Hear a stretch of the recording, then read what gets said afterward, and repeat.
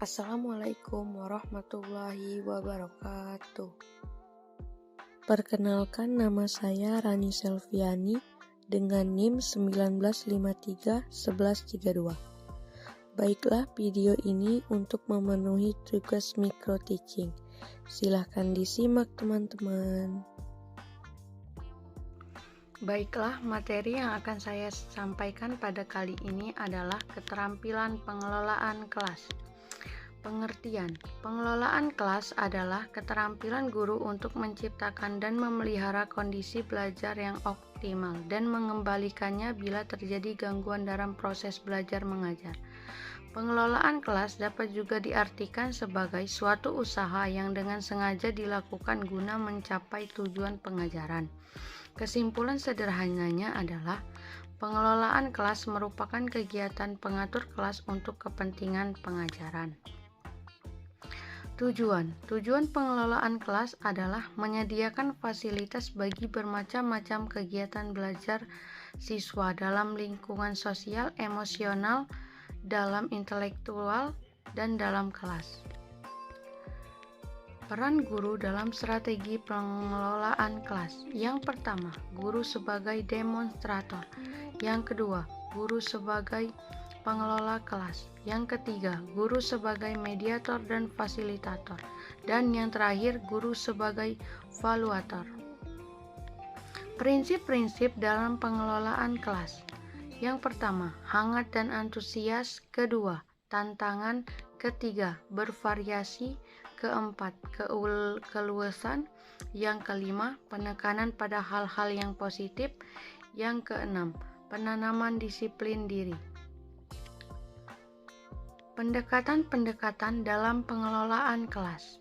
Pendekatan kekuasaan, pendekatan ancaman, pendekatan kebebasan, pendekatan resep, pendekatan pengajaran, pendekatan perubahan tingkah laku, pendekatan sosio-emosional, pendekatan kerja kelompok, pendekatan elastisitas atau pluralistik. Penataan ruang kelas. Dalam pengaturan ruang belajar, hal-hal yang perlu diperhatikan adalah ukuran dan bentuk kelas, bentuk serta ukuran bangku dan meja anak didik, jumlah anak didik dalam kelas, jumlah anak didik dalam setiap kelompok, dan jumlah kelompok dalam kelas. Masalah yang timbul dalam pengelolaan kelas. Yang pertama, kurang kesatuan, tidak ada standar perilaku dalam bekerja kelompok, reaksi negatif terhadap anggota kelompok, kelas mentoleransi kekeliruan-kekeliruan temannya, mudah mereaksi negatif atau terganggu, misalnya didatangi monitor, moral rendah, tidak mampu menyesuaikan dengan lingkungan yang berubah. Pengelolaan kelas yang efektif. Beberapa variabel masalah yang perlu diperhatikan untuk membuat iklim kelas yang efektif dan sehat, yaitu bila situasi kelas memungkinkan anak-anak belajar secara maksimal, fungsi kelompok harus diminimalkan. Manajemen kelas harus memberi fasilitas untuk mengembangkan kesatuan dan kerja sama. Anggota-anggota kelompok harus diberi kesempatan berpartisipasi dalam pengambilan keputusan yang mementingkan efek kepada hubungan dan kondisi belajar. Anggota-anggota kelompok harus dibimbing dalam menyelesaikan bimbingan, ketegangan, dan perasaan tertekan. Perlu diciptakan persahabatan dan kepercayaan yang kuat antar siswa. Pengelolaan kelas yang dinamis. Adapun pengelolaan kelas yang dinamis dapat dilakukan oleh guru sebagai berikut.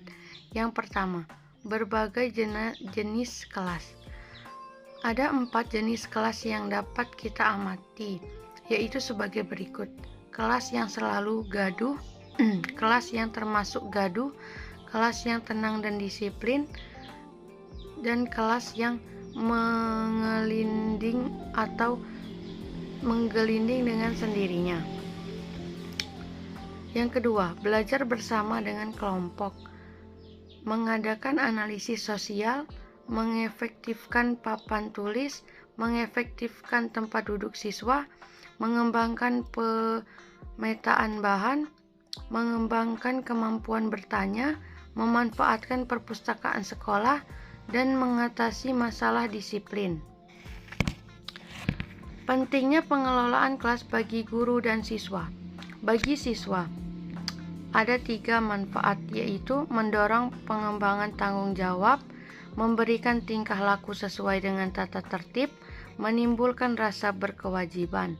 Bagi guru, mengembangkan pengertian dan keterampilan, memberi respon secara efektif terhadap tingkah laku siswa, menyadari akan kebutuhan siswa, dan mengembangkan kompetensinya.